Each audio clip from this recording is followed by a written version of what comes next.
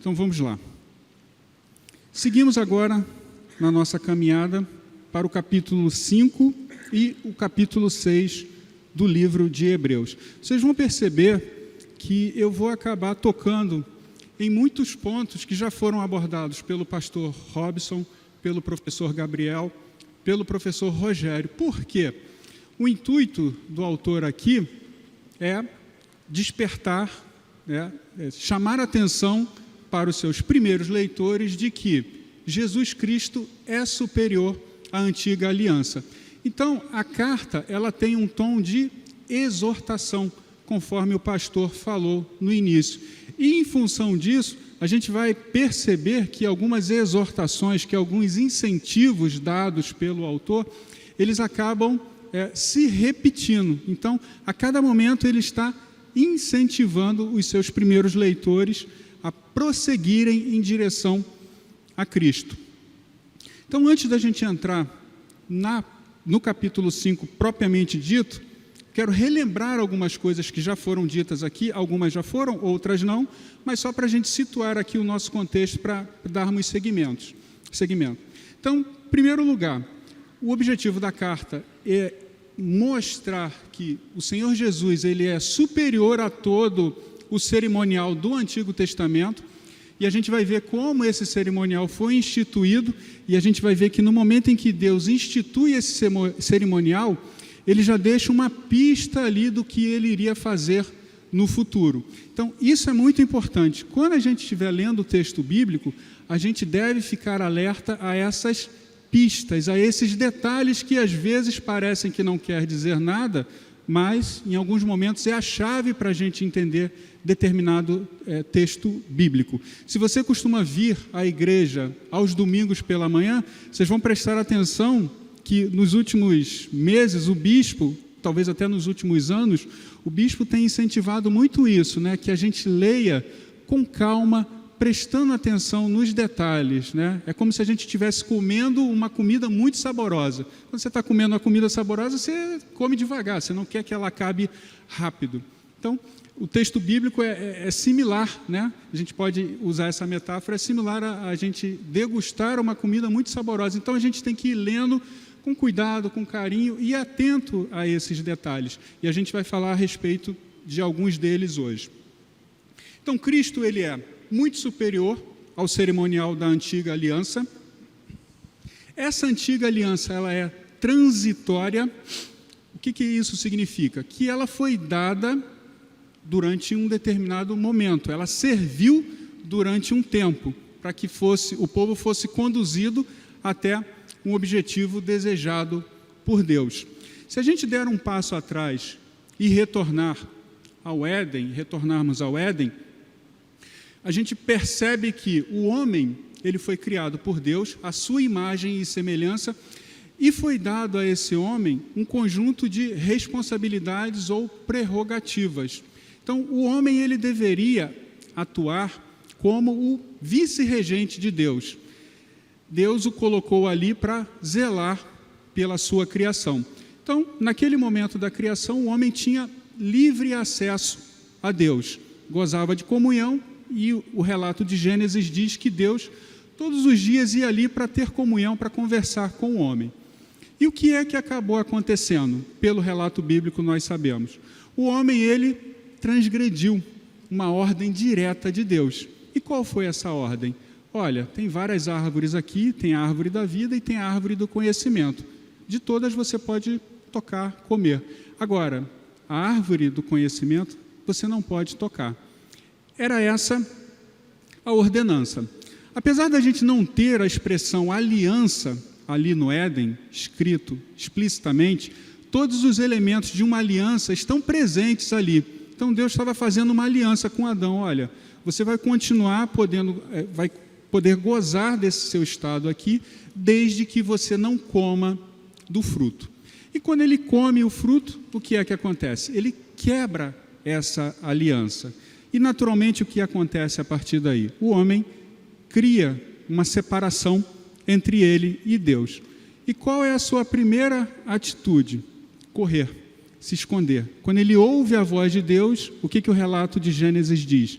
Que o homem se esconde entre as árvores do jardim. E Deus pergunta: onde estás?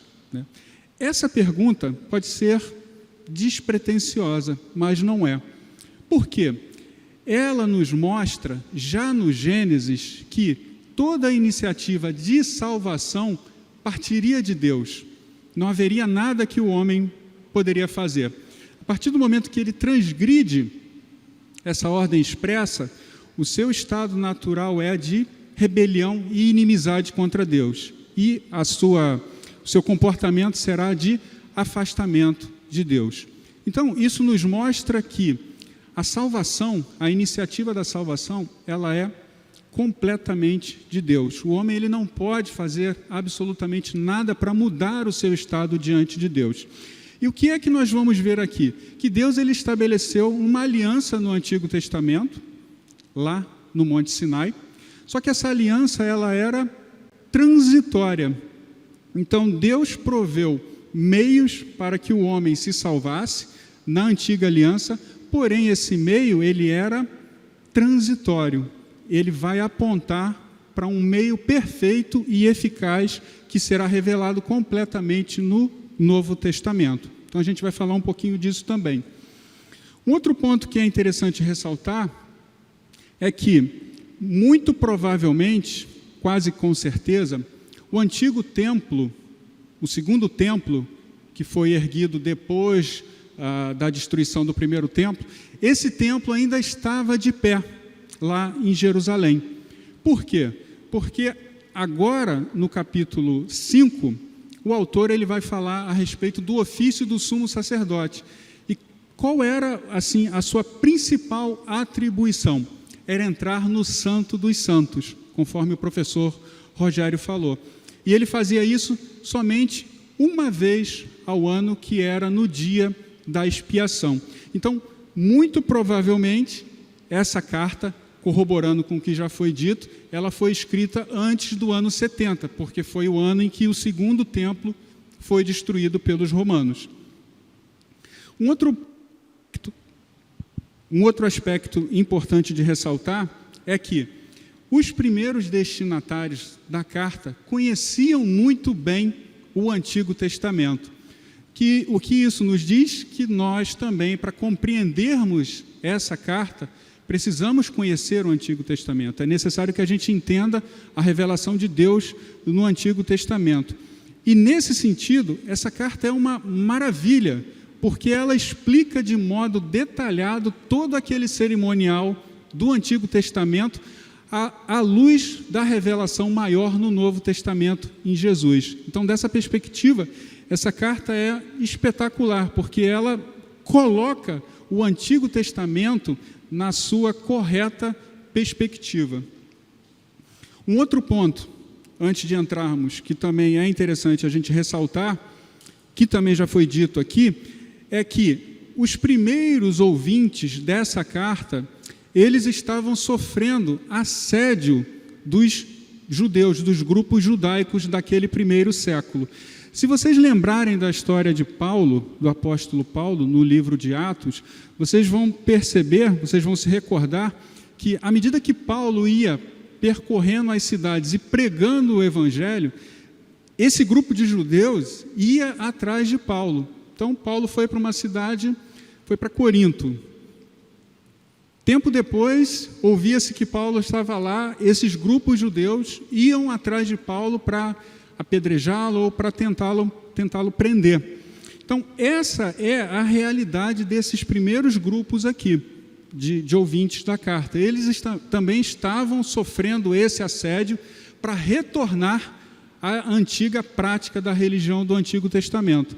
Mas, conforme muito bem explicado pelo professor Rogério, uma mãe que recebe o seu filho em casa, não faz o mínimo sentido ela voltar para a porta para aguardar o seu filho retornar, porque ele já está em casa. Uma outra analogia que a gente pode usar é em relação a esse templo, né? A gente olha para esse templo muito bonito, muito bem construído, e você imagina que ele tem fundações, tem sapatas, tem concreto, foram feitas fundações muito fortes para suportar esse edifício. E ninguém faz uma fundação para ficar somente admirando a fundação do prédio. Você faz a fundação com o intuito de construir um prédio. Então, é a mesma analogia. O que o autor está tentando dizer aqui, nessa carta, é: olha, vocês querem ficar admirando o fundamento. O fundamento ele é importante, mas vocês não podem parar nos fundamentos, porque o objetivo de Deus não era somente fazer esse fundamento, mas sim construir um edifício. E na metáfora que eu estou usando aqui, quem é esse edifício? É o Senhor Jesus, que é a revelação do Novo Testamento. E essa realidade de assédio religioso, de voltar à antiga prática religiosa, é uma situação que ainda acontece em alguns países do Oriente hoje. Não especificamente com grupos judeus, mas aí o que a gente sabe mais recentemente é em relação a grupos muçulmanos. A pessoa é muçulmana, é islâmica, e quando ela se converte, naturalmente, o antigo grupo religioso faz muita pressão para que ela retorne à antiga prática, e às vezes até mesmo a família passa a rejeitar aquela pessoa, e em alguns cenários essa pessoa pode até mesmo ser condenada à pena de morte pelo próprio governo, porque renegou a religião oficial do seu país, e pode ser condenada a penas de prisão e perder a herança e tudo mais. Então, esses elementos todos, eles devem estar na nossa mente quando lemos o livro de Hebreus. E o autor ele está escrevendo com esse objetivo de encorajar. Olha, prossigam, continuem, perseverem, avancem. Por quê? A caminhada é longa. A gente não está, e aí vamos nos apropriar aqui, nós não estamos correndo uma corrida de 100 metros. Uma corrida de 100 metros você faz muita força e corre aquele período ali de 100 metros, mas para correr uma maratona, você não corre uma maratona no mesmo passo de uma corrida de 100 metros. Fazendo analogia com a nossa vida cristã, é isso que o autor quer nos estimular. Olha, precisamos chegar até o fim, e para isso a gente precisa avançar, a gente precisa continuar caminhando, dia após dia, gradualmente. Vamos abrir a nossa Bíblia em Hebreus capítulo 5. Eu vou tentar aqui seguir a dinâmica de ir lendo os textos e a gente vai fazendo os comentários, tá? E todos esses comentários também estão na apostila de vocês, e quando for pertinente eu vou apontar onde é que eles estão, tá? Todos abriram? A gente acabou de ver na aula anterior que o professor Rogério começou a falar da figura do sumo sacerdote, porque essa figura é usada pelo autor de Hebreus. E o que é que a gente viu até o momento? Que o autor ele está pegando grandes elementos do Antigo Testamento e está comparando com Jesus. Então ele já falou a respeito de Moisés, Abraão, Josué, dos anjos, falou a respeito da rebelião no Antigo Testamento, quando o povo não conseguiu entrar no descanso prometido. Então ele está pegando grandes eventos que eram familiares, grandes eventos e grandes nomes que eram familiares a esses primeiros destinatários, e está fazendo o quê? Está comparando e está argumentando e mostrando: olha, Jesus é superior por causa disso. Aqui está a superioridade de Cristo. E no capítulo 5 não será diferente. O que é que ele vai fazer agora? Ele vai pegar a figura do sumo sacerdote e vai contrapor o sumo sacerdócio de Jesus com o sumo sacerdócio de Arão no Antigo Testamento, e vai dar as razões pelas quais o sumo sacerdócio de Jesus é superior. Então vamos começar lendo o texto e a gente vai fazendo os comentários. Então diz assim: porque todo sumo sacerdote, sendo tomado dentre os homens, é constituído nas coisas concernentes a Deus, a favor dos homens, para oferecer tanto dons como sacrifícios pelos pecados, e é capaz de condoer-se dos ignorantes e dos que erram, pois também ele mesmo está rodeado de fraquezas. Reparem que ele já tinha falado isso antes. Olha, vocês podem se achegar a Jesus, porque ele sabe o que é a fraqueza humana, o que é a natureza humana. Versículo 3: e por esta razão deve oferecer sacrifícios pelos pecados, tanto do povo como de si mesmo. Ninguém, pois, toma essa honra para si mesmo, mesmo senão quando chamado por Deus, como aconteceu com Arão. Assim também Cristo, a si mesmo, não se glorificou para se tornar sumo sacerdote, mas o glorificou aquele que lhe disse: Tu és meu filho, eu hoje te gerei. E como em outro lugar também diz: Tu és sacerdote para sempre, segundo a ordem de Melquisedeque. Até aqui o versículo 6. Vamos dar um passo atrás e vamos entender de onde surgiu a figura do sumo sacerdote. Essas referências que eu vou falar aqui com vocês, elas estão na apostila, vocês não precisam abrir nesse momento, a gente vai comentando, mas é que é para a gente possa dar um contexto melhor. Quando a gente retorna lá no livro de Êxodo, a gente relembra que Deus tirou o povo da escravidão no Egito. E quando esse povo chega ao deserto, ao Monte Sinai, Deus chama Moisés à parte e leva até o topo do Monte Sinai. Então Deus ali naquele momento entrega os 10 mandamentos a Moisés, que seria a legislação civil e religiosa do povo. Só que adicionalmente Deus chama Moisés lá no topo do monte e mostra a ele um modelo. Se vocês forem lá em Êxodo capítulo 25, 8, é o momento em que Deus chama Moisés no topo e diz: Moisés, veja que eu vou te mostrar um modelo, tá? E eu quero que você preste bem atenção, porque você vai me construir um tabernáculo de acordo com esse modelo.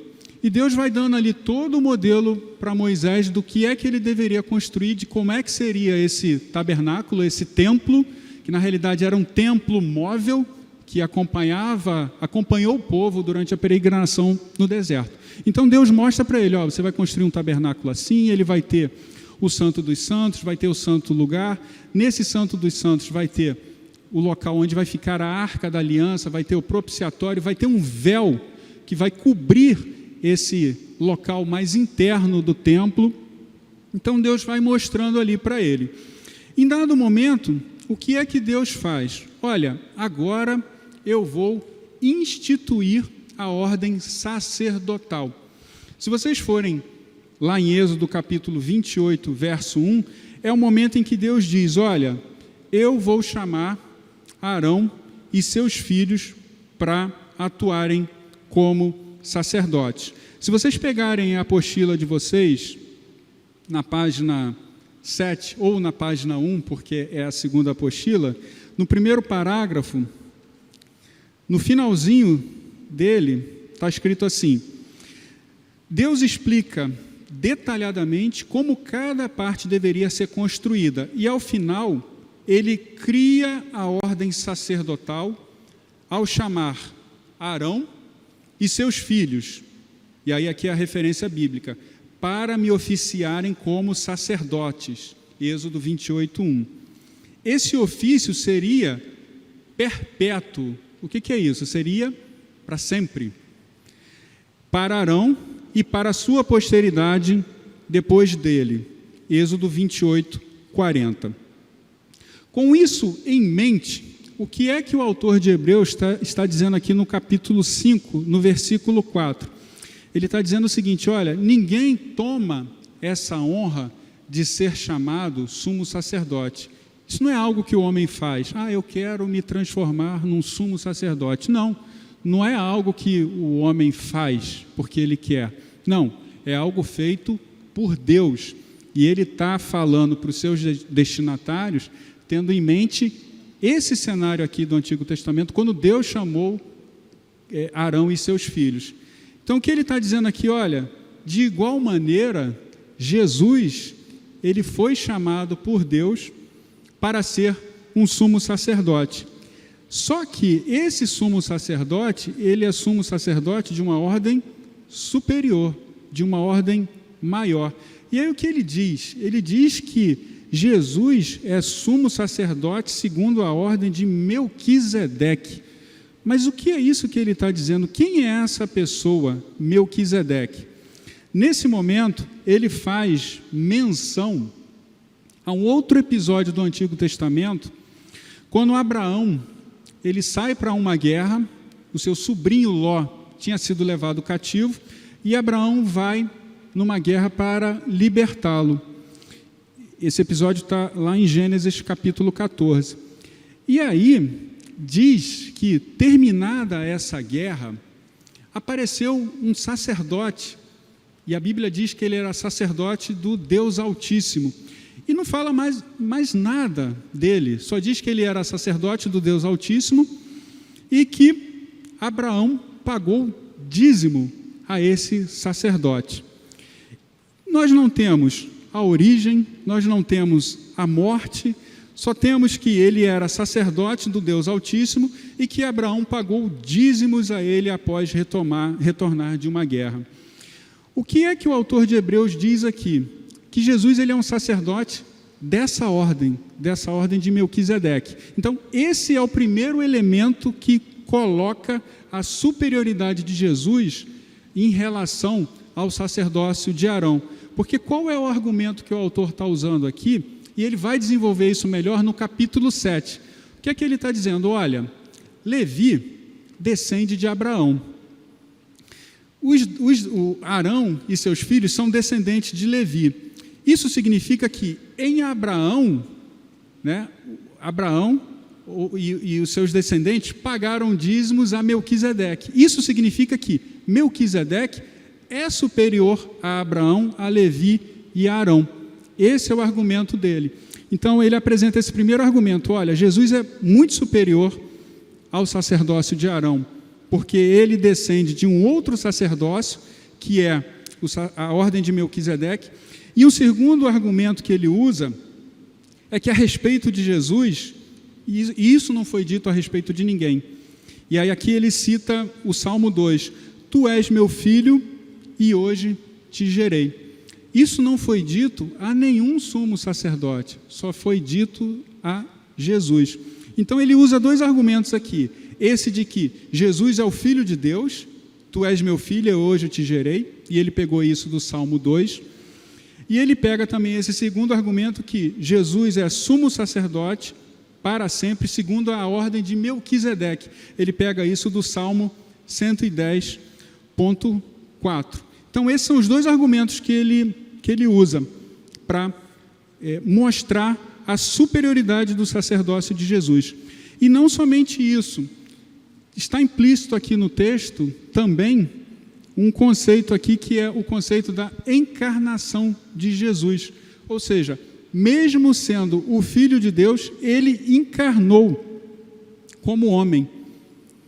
Vocês reparem que logo no início, no versículo 1, é dito que ele é tomado dentre os homens e constituído nas coisas concernentes a Deus. Ou seja, é um homem, como nós, para atuar como mediador. Só que diferente do sumo sacerdote do Antigo Testamento, que precisava oferecer um sacrifício por si mesmo e um sacrifício pelo povo, antes de entrar no Santo dos Santos, Jesus, ele não precisa oferecer um sacrifício por si mesmo, porque ele é um sacerdote sem pecado.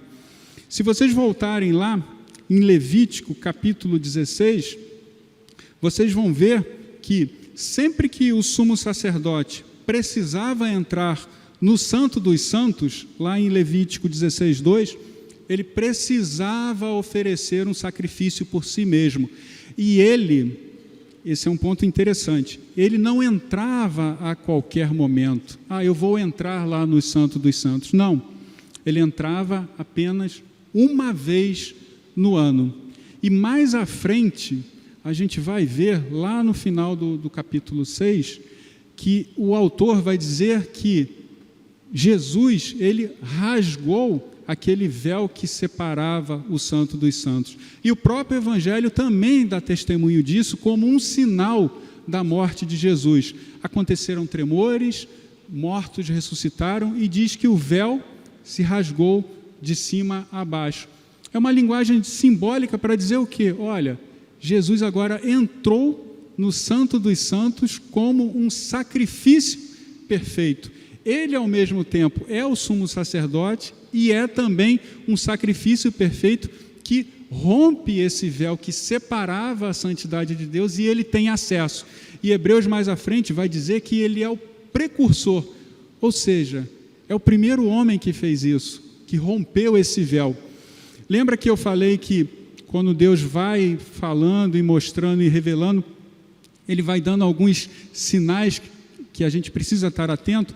Um sinal é esse, quando ele revela a Moisés: olha, toma cuidado para construir de acordo com esse modelo. O que é que ele está dizendo? Existe um tabernáculo aqui no céu, você vai me construir um aqui na terra, igualzinho, e os sacrifícios, a ordem sacerdotal vai funcionar aqui na terra, mas isso aqui é transitório, porque vai ter um momento que vai vir um sumo sacerdote, e esse sim vai entrar no tabernáculo celestial. Então isso tudo já estava ali compactado quando Deus disse para Moisés: construa um tabernáculo. E hoje nós temos o privilégio de olharmos como se fosse, entre aspas, no retrovisor e ver todo esse plano de salvação, né, sendo revelado ao longo da história, e com a bênção do livro de Hebreus para nos guiar e nos orientar nesse sentido. Tá? Então ele começa dizendo: olha, o sumo sacerdote de Jesus, ele é superior por esses dois motivos. E aí, ele continua na sua exposição para os seus primeiros leitores, e aí nós chegamos até o versículo 11 do capítulo 18. E olha como é que ele começa esse outro trecho aqui, Hebreus 5:11. A esse respeito, temos muitas coisas que dizer e difíceis de explicar, porque vos tendes tornados tardios em ouvir. A esse respeito. A respeito do quê? Do que é que ele está falando? Ele está dizendo aqui: olha, eu tinha muito mais coisas para falar para vocês, mas vocês se tornaram tardios de ouvir.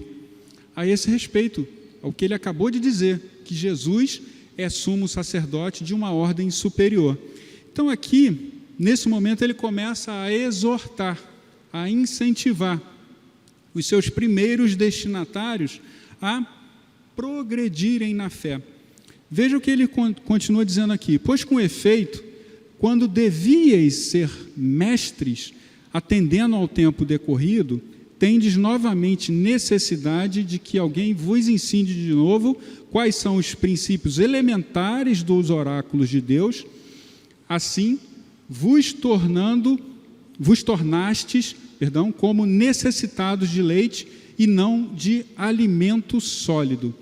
Ora, todo aquele que se alimenta de leite é inexperiente na palavra de justiça, porque é criança, mas o alimento sólido é para os adultos, para aqueles que pela prática têm as suas faculdades exercitadas para discernir não somente o bem, mas também o mal. O que é que ele está dizendo aqui? Olha, vocês já ouviram o Evangelho há algum tempo, e pelo tempo que vocês ouviram o Evangelho, vocês já deveriam ser mestres, mas não. Agora, novamente, vocês precisam de alguém que vos ensine os oráculos de Deus. O que são os oráculos de Deus? Os fundamentos, razão da fé. Então ele está chamando a atenção desses primeiros destinatários aqui sobre a sua falta de progresso na fé.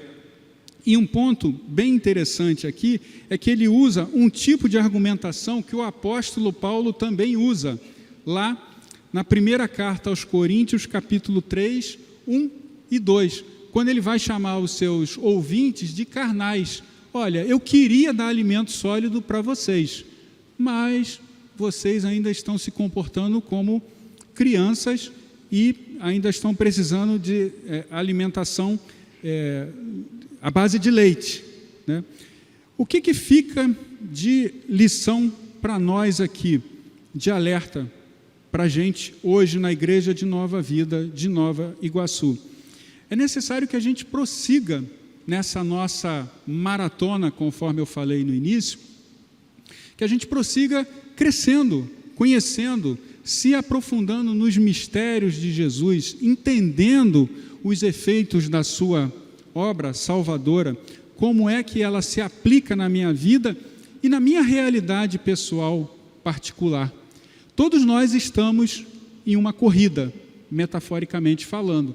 Uns mais adiantados, outros menos. Mas todos nós somos seres humanos. Partilhamos da mesma natureza caída de Adão. E dependemos desse nosso sumo sacerdote para interceder por nós, para mediar a nossa relação com Deus. Então é isso aqui que o autor está exortando, incentivando. Não fiquem somente no leite, nos fundamentos, nos oráculos, nos rudimentos da fé. Prossigam em conhecer, continuem conhecendo, avancem. E nesse sentido, o que nós estamos fazendo aqui, nesta manhã, é excelente, é exatamente isso que ele está exortando os seus primeiros ouvintes. Olha, vocês precisam conhecer. E se nós voltarmos no Evangelho, vocês vão ver que esse é um desejo de Deus, que a gente não fique nos rudimentos, que a gente conheça o nosso sumo sacerdote, que a gente se aprofunde na sua obra, no que ele fez. Então eu ia pedir para vocês abrirem, aí está a parte aqui que eu pedi para corrigir na apostila, queria que abrissem no Evangelho de João, capítulo 15, versículo 18. Evangelho de João, capítulo 15, perdão, eu falei 18, mas vamos primeiro no versículo 8.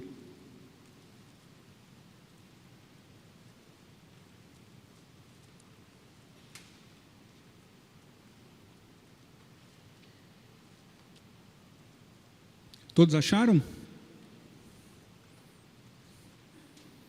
Evangelho de João, capítulo 15, verso 8. Texto muito conhecido.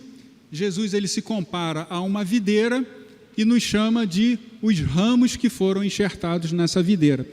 E ele fala duas coisas que fecham muito bem com o que a gente está comentando aqui de Hebreus capítulo 5.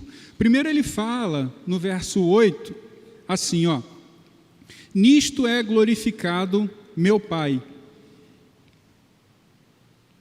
em que deis muito fruto, e assim vos tornareis muitos discípulos. Nós somos árvores? Não, nós não somos árvores, mas ele está usando aqui uma metáfora, está nos comparando a uma árvore. Então o que ele está dizendo? Olha, como uma árvore dá muito fruto, assim também eu espero que vocês frutifiquem, deem frutos. Então ele fala isso no versículo 8.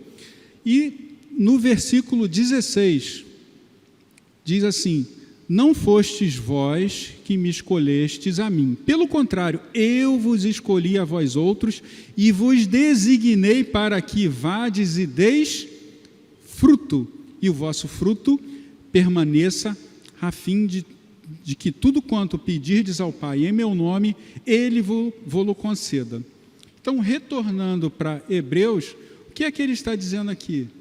Meus irmãos, prossigam em conhecer, prossigam, não fiquem somente no leite, né? Avancem, conheçam mais, participem dos grupos de estudo, leiam a Bíblia, sigam um plano de leitura para ler a Bíblia durante um ano inteiro, né? Existem vários planos de leitura, então vamos prosseguir, vamos conhecer, não fiquemos somente nos rudimentos. É o que ele está alertando aqui aos seus primeiros ouvintes. E qual é o perigo de você ficar somente no leite, no alimento que não é sólido? É o que ele diz aqui: o perigo de você não ter as suas faculdades exercitadas para discernir o bem do mal. É o que ele vai dizer no versículo 14 no capítulo 5, no verso 14 de Hebreus. Olha o que ele diz: mas o alimento sólido é para quem? Para os adultos, para aqueles que pela prática têm as suas faculdades exercitadas para discernir não somente o bem e também o mal. Então é um alerta para que nós prossigamos, porque se você é uma criança na fé, naturalmente você está muito mais vulnerável e suscetível ao assédio de outros grupos religiosos, ou no caso aqui, ao assédio daqueles primeiros judeus. Então, por isso é que ele incentiva esses primeiros cristãos a prosseguirem avançando, conhecendo Jesus, o nosso sumo sacerdote. E aí, a gente avança para o capítulo 6, que é o momento em que ele reforça o que ele já tinha dito antes, e ele vai dizer assim, no versículo 1 do capítulo 6, por isso, ou seja, por causa desse comportamento de criança que vocês estão tendo, o que eu peço a vocês? Ponham de parte os princípios elementares da doutrina de Cristo, deixemo-nos levar para o que é perfeito, não lançando de novo a base do arrependimento de obras mortas e da fé em Deus, o ensino de batismo e da imposição de mãos, da ressurreição dos mortos e do juízo eterno. Isso faremos se Deus permitir. Uma primeira olhada, a gente pode estar imaginando que o autor está desprezando esses fundamentos da fé, mas não é isso que ele está fazendo, não. Ele está dizendo o seguinte: olha, eu sei que vocês sabem que o Antigo Testamento já fala a respeito de arrependimento de obras, da fé em Deus, do ensino de batismo, imposição de mãos. Isso tudo já está presente no Antigo Testamento. Eu não quero que vocês fiquem somente nisso, mas eu quero que vocês usem isso para prosseguir, para sair desse estágio de infantilidade que ele falou nos versículos anteriores e sigam à frente. Então, o que vocês conhecem do Antigo Testamento, usem isso como um impulso para continuar crescendo, avançando, rumo à maturidade, rumo a um adulto que tenha as suas faculdades exercitadas, tanto para o bem, tanto para o mal. Então, o que ele está dizendo aqui é: amadureçam, tornem-se maduros, maturos, caminhem em direção à maturidade. É o que nós falamos logo no início, né? Ninguém lança um fundamento de uma grande obra e fica somente no fundamento, olhando para esse fundamento. Nossa, que sapatas bonitas, né? Olha a bitola desse ferro aqui. Ué, mas isso aqui é o fundamento para algo maior que vai vir em cima.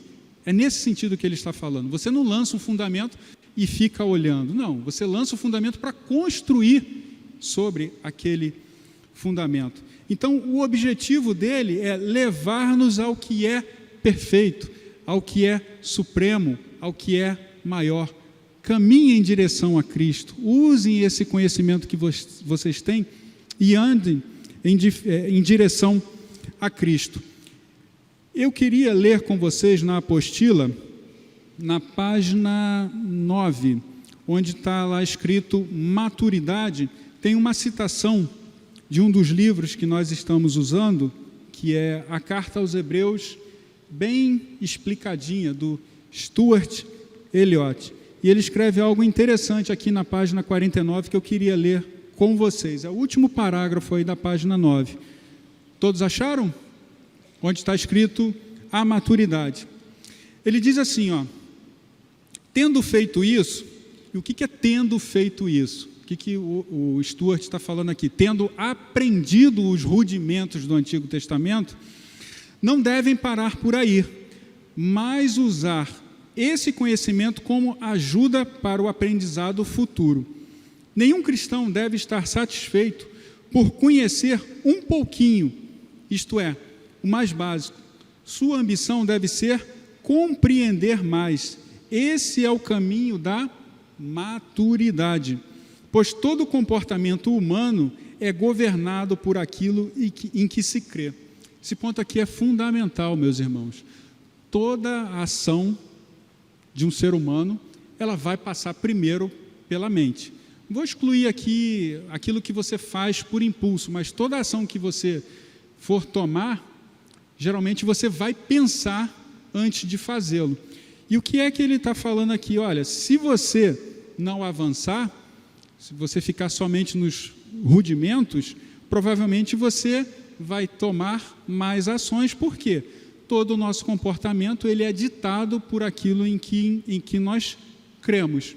Então, é por esse motivo que o autor reforça, e eu diria até que isso aqui é um imperativo, para que você se mantenha firme e não volte e não retorne as antigas práticas lá do Antigo Testamento. E aí, a partir do verso 4, ele entra aqui num texto que eu acho um texto extremamente difícil. Por quê? É um texto que dá a entender que o crente pode perder a salvação. Então, nesse sentido, eu acho um texto extremamente difícil. Meu objetivo aqui não é afirmar categoricamente, perde ou não perde. Meu objetivo aqui é prestar atenção na advertência, porque é que ele está dizendo isso aqui.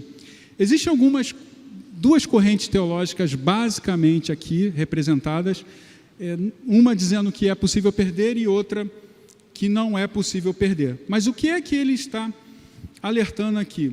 E tanto se você crê que é possível perder, como se você crê que não é possível perder, para os dois casos a gente vai ver que existem problemas. E em alguns textos bíblicos a gente vai se deparar com isso. As duas respostas têm problemas. Qual é a que causa menos problemas? A resposta definitiva às vezes a gente não tem. Talvez a gente só tenha quando chegarmos na glória e a gente vai ter a oportunidade de conversar diretamente com o Senhor. Mas enquanto estivermos aqui, a gente precisa ponderar e usar algumas regras para nos ajudar a entender alguns textos. Eu vou ler e depois a gente fala um pouquinho dessas regras. Olha o que ele diz aqui. É impossível, pois que aqueles que uma vez foram iluminados e provaram o dom celestiais e se tornaram participantes do Espírito Santo e provaram a boa palavra de Deus e os poderes do mundo vindouro e caiam, sim, é impossível. Veja, começou dizendo que é impossível e está reafirmando, é impossível outra vez renová-los para arrependimento, visto que de novo estão crucificando para si mesmo o Filho de Deus e o expondo à ignomínia, à vergonha. O que é que ele está dizendo aqui? Olha, se uma pessoa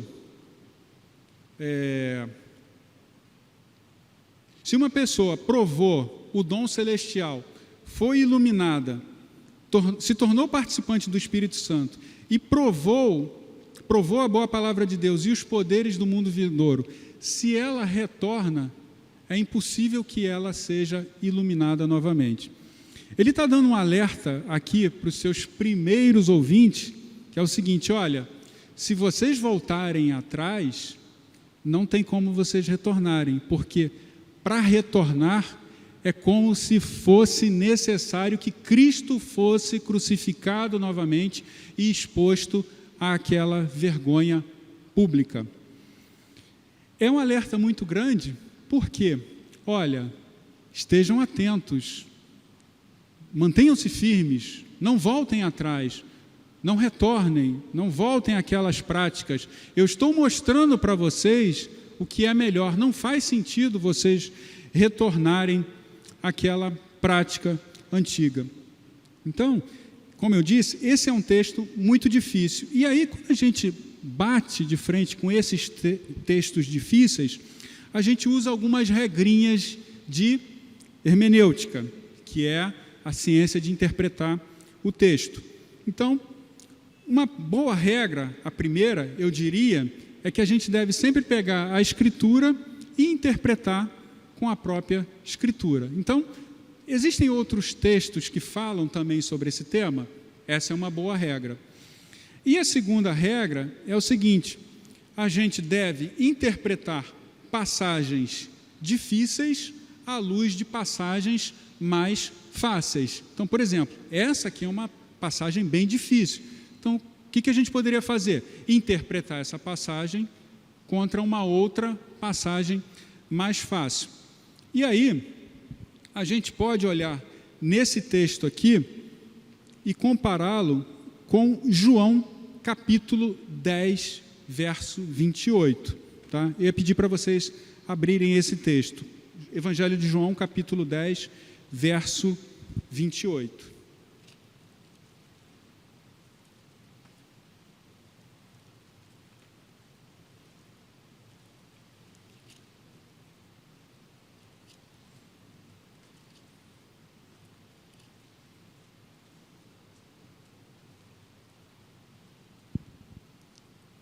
Todos acharam? Evangelho de João, capítulo 10, verso 28. Amém? Diz assim o Evangelho: eu lhes dou a vida eterna, jamais perecerão, e ninguém as arrebatará da minha mão. Vejam, temos uma aparente contradição, né?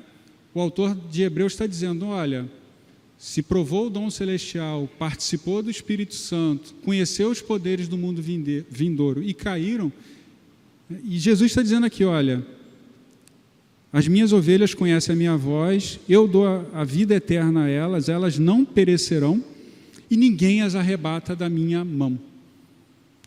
Pelo que está sendo dito aqui, provavelmente o autor de Hebreus não está se referindo à perda da salvação, mas está se referindo a uma questão até mais grave para nós outros, que é o seguinte: é possível que alguém esteja na igreja, participe do Espírito Santo, ouça a palavra, experimente os poderes do mundo vindouro e mesmo assim não ser um crente e retorne atrás. É esse alerta que ele está dando aqui. Olha, externamente você pode até parecer um cristão, porém, fiquem atentos para que vocês não retornem atrás.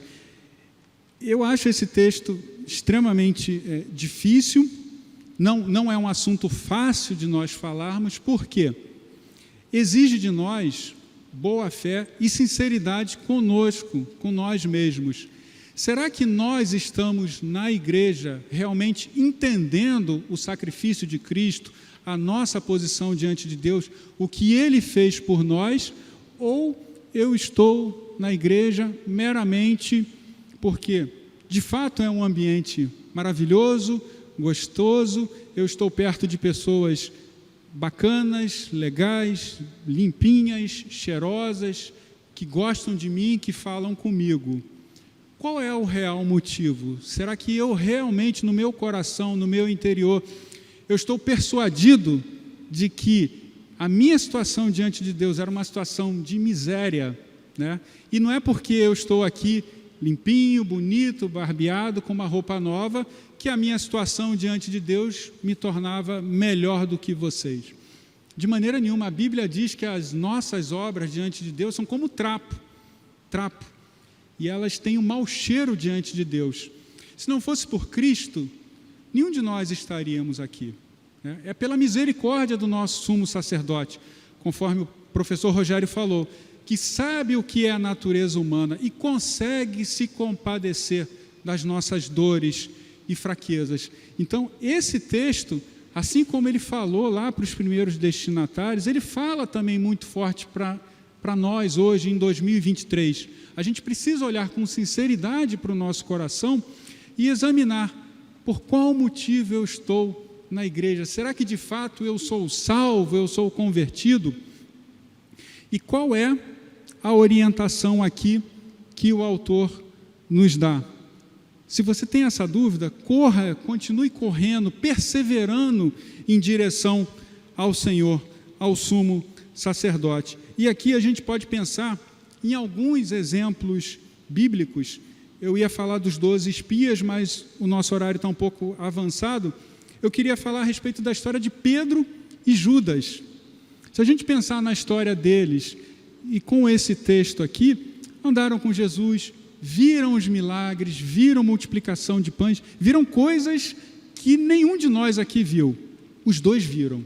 Pedro viu e Jesus viu, e Judas viu. Ambos negaram e traíram o Senhor. O que aconteceu com Judas?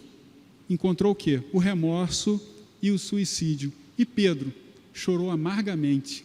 Eu imagino Pedro, quando olha Jesus preso e lembra daquelas palavras, assim que o galo cantar 3 vezes você vai me negar. E ele nega, e quando Jesus olha para ele, o que ele faz? Chora amargamente. Mas ele não vai se enforcar, ele volta ao encontro do Senhor. Então é esse alerta que fica para a gente aqui. Vamos nos examinar, vamos olhar o intento do nosso coração.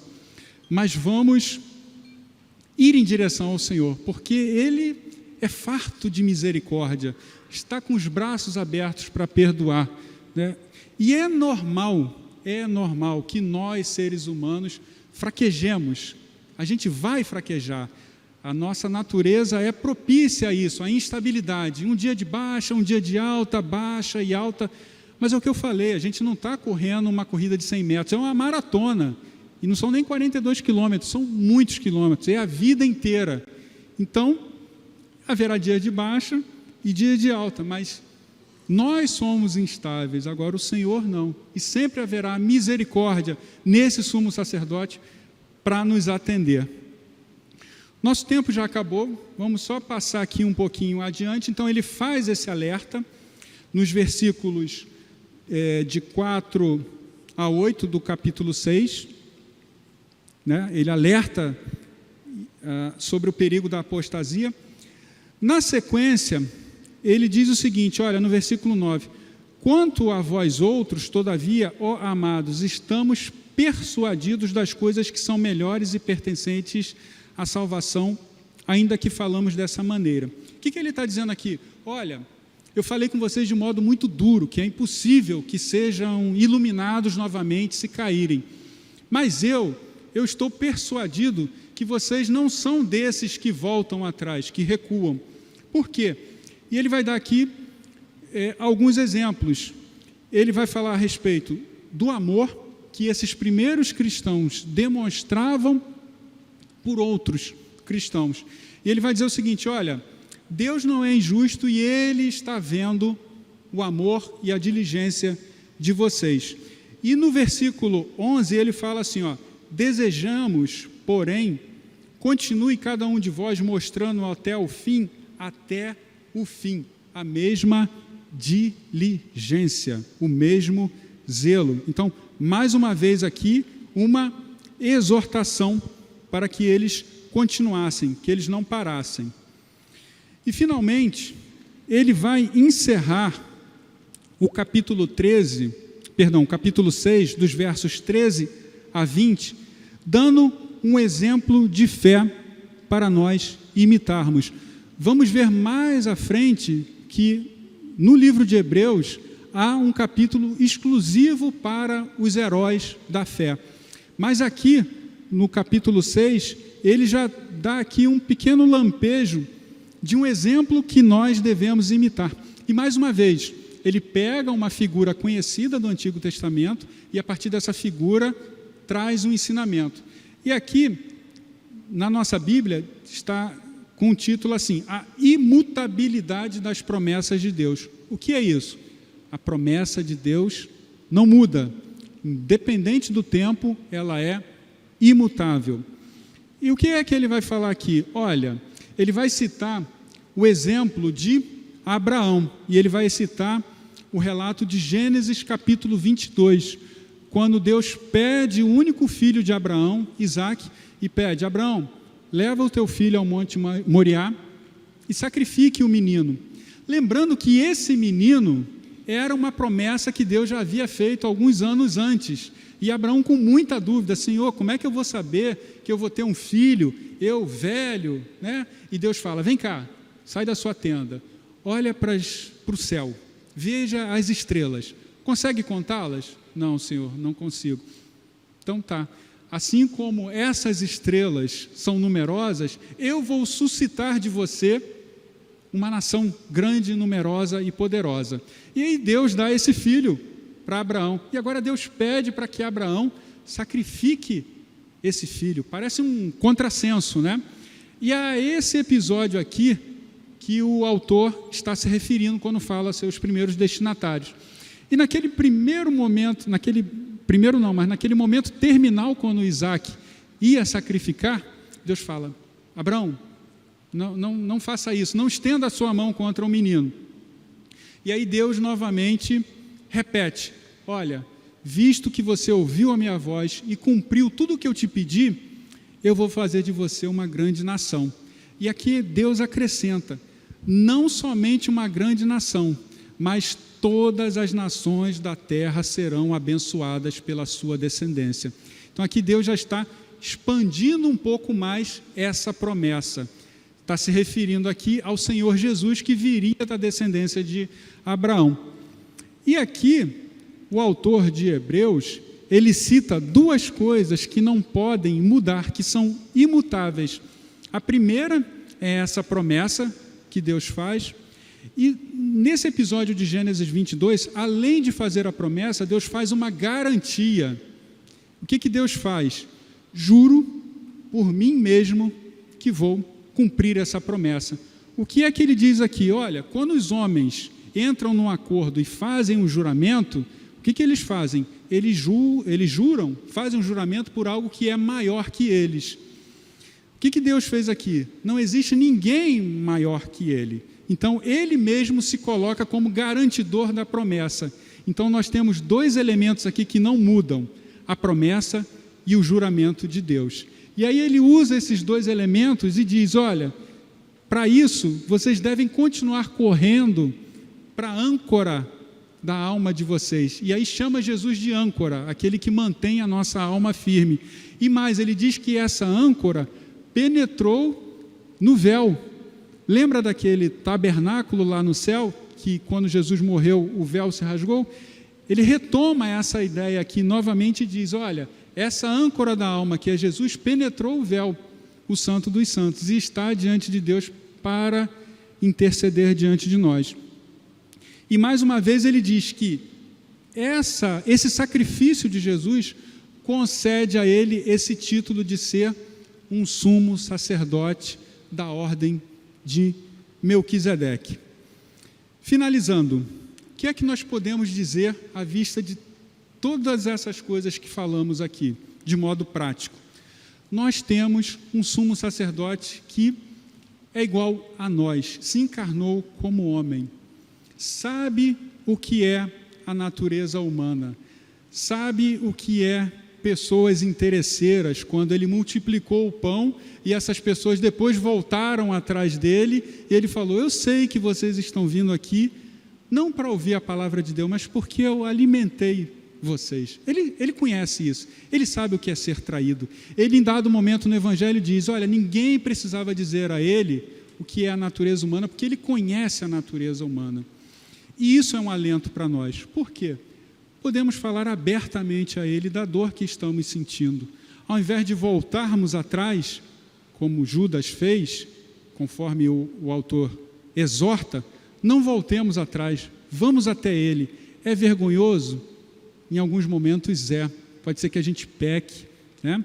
E não honre com a palavra, com a promessa que nós fizemos, mas isso é o ser humano, assim somos nós, instáveis. Então, o que fica aqui de lição para a gente? Não vamos confiar no nosso sentimento. Estou sentindo assim ou sentindo assado. Não importa, vamos nos apegar ao que não muda, a promessa e o juramento de Deus. Tá?